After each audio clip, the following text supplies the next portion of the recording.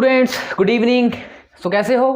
Hope कि आप लोग काउंसलिंग में पार्ट ले रहे हो। तो यहाँ पर आज आपके लिए क्या है कि दो अपडेट है।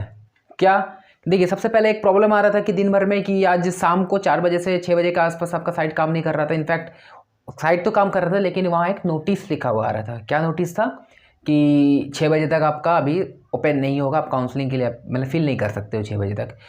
सो यहाँ पर क्यों प्रॉब्लम आया, तो अभी थोड़ा देर पहले, जस्ट 5-10 मिनट पहले ही है, MCCI की ऑफिशियल वेबसाइट पे 2 नोटिस आया काउंसलिंग रिलेटेड। ध्यान से सुनेंगे। जो मोस्ट इंपॉर्टेंट इन्फॉर्मेशन क्या है, सबसे पहला इन्फॉर्मेशन जो आपको बता दे कि चॉइस फिलिंग में जो भी सीट मिला था, जितना भी कॉलेज था, जैसे कि उसमें से कुछ कॉलेज डीम्ड यूनिवर्सिटीज़ के लिए और एम्स में भी कुछ सीट का इंक्रीमेंट हुआ है। आप लोग, उम्मीद कर रहा हूँ कि आपने चॉइस फिलिंग जब कर रहे थे अपना जो भी कॉलेजेस का, तो ऑप्शन मिल रहा था 336, ठीक है।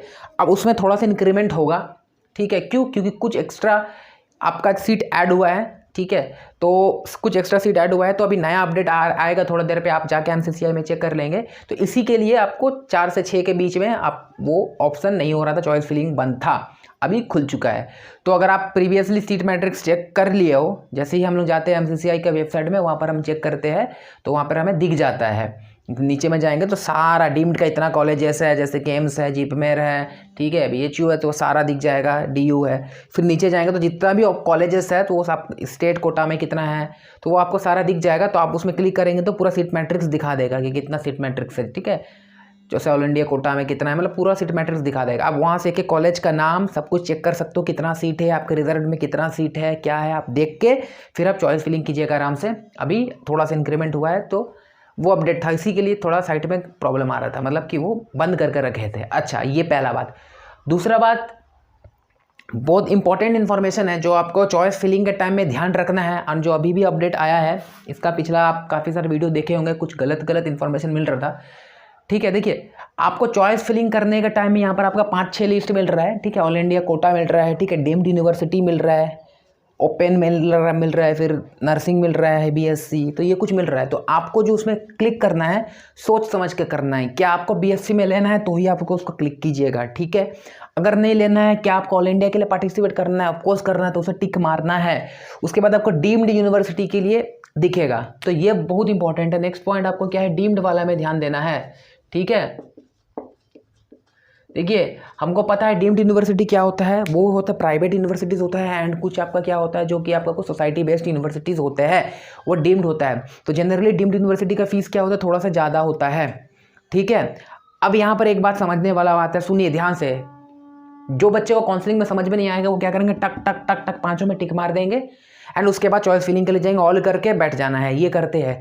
वो गलती आप मत कीजिए, क्योंकि देखिए अलग अलग का चार्जेस अलग अलग है, ठीक है। जैसे कि अगर हमें ऑल इंडिया के लिए जाना है तो UR के लिए 10,000 है, SC के लिए 5,500 है, 5,000 उसके आसपास प्राइस है।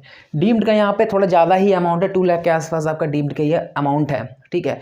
अब मानिए कोई बच्चा डीम्ड यूनिवर्सिटीज़ के लिए अप्लाई कर दिए, ठीक है, पैसा डाल के भर दिए, ठीक है, लेकिन उसको ये भी कंफर्म करना है घर वाले के साथ कि क्या हम डीम्ड के लिए अप्लाई करेंगे, तो हम उसके लिए मेरे को मतलब कि जो भी अमाउंट हो, फी होगा, उसके एनुअली 70-80 लाख के आसपास लगेगा, तो वो मतलब कर सकते हैं, तो ही इसको कीजिएगा।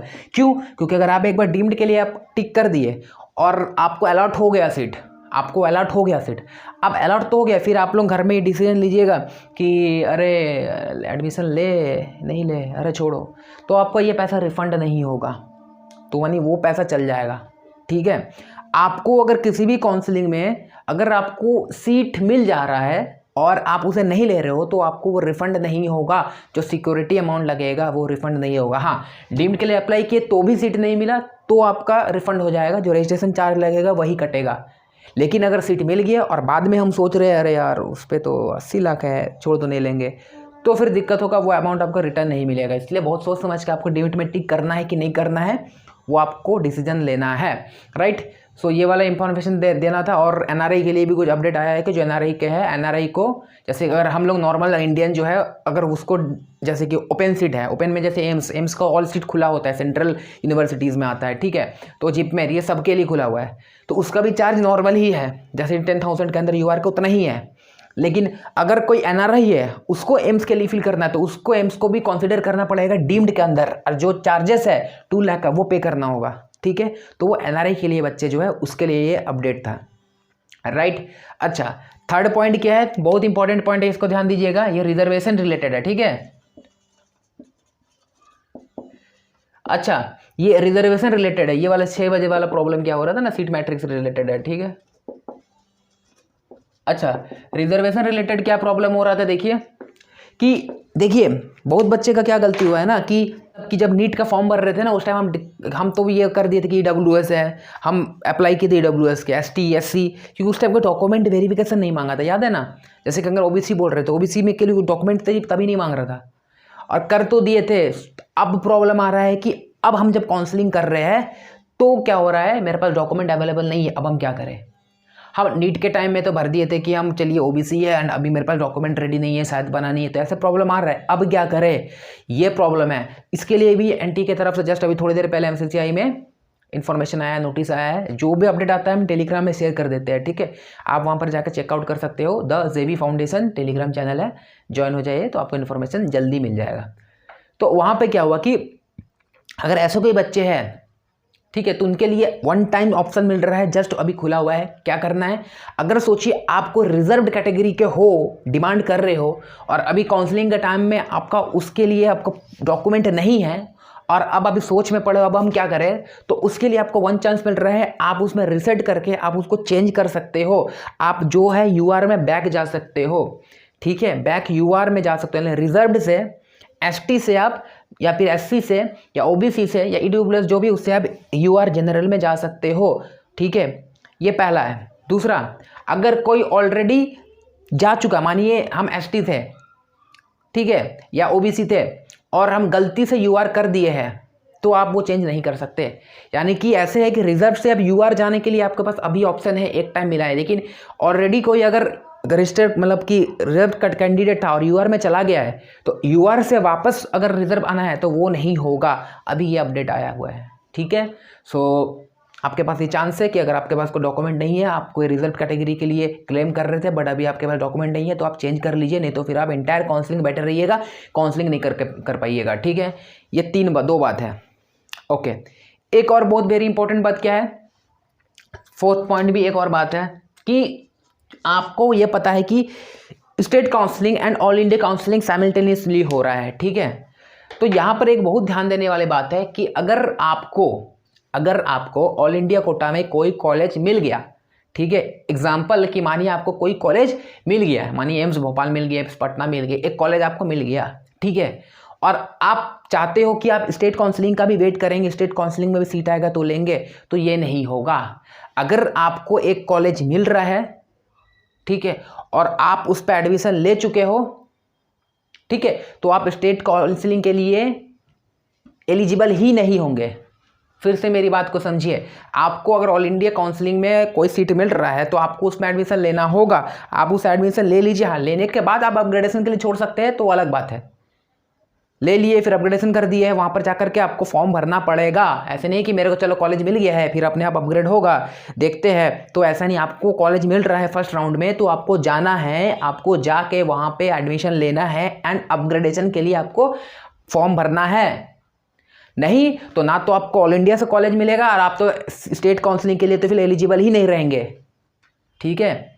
ये बात आपको पूरा दिमाग में रख के चलना है। तो मतलब काउंसलिंग बहुत आराम से करना है, एकदम गलती नहीं करना है।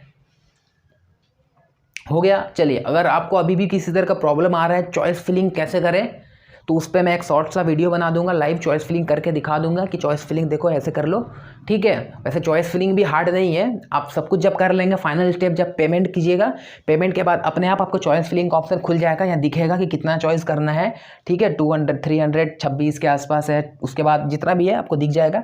आप उसके बाद 5, 1, 2, 3, 4, 5 ऑप्शन दिखेगा, बॉक्स बना हुआ, ऑल इंडिया कोटा दिखेगा, डीम्ड दिखेगा, ओपन दिखेगा, BSc नर्सिंग दिखेगा। आपको उसमें से क्लिक करना है, जिसमें क्लिक करना है। डीम्ड को करना है कि नहीं करना, आपको खुद पर डिसीजन लेना है, सोच समझ के करना है, ठीक है।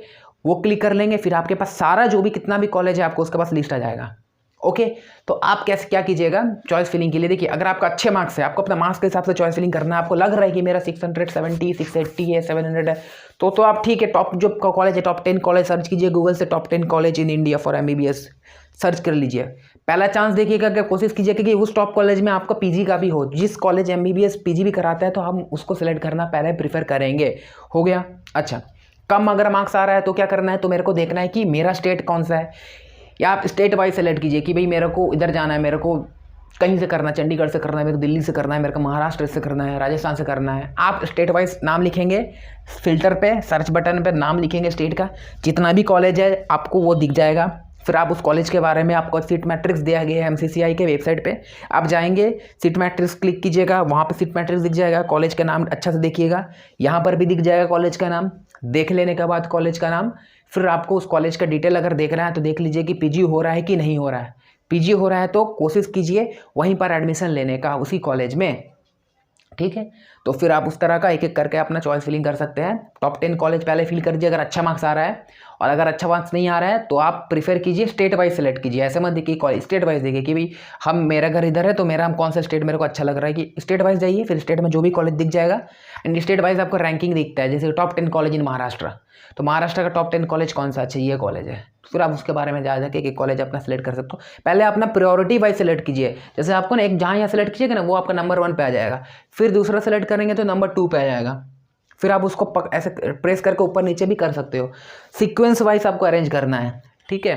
सो डिटेल वीडियो मैं ला दूंगा थोड़ी देर बाद, राइट। सो और कोई डाउट हो रहा है तो प्लीज़ कमेंट कीजिए, कुछ अगर डाउट रह जा रहा है, क्वेरीज है तो पूछिएगा, ठीक है। सो तब तक के लिए बाय।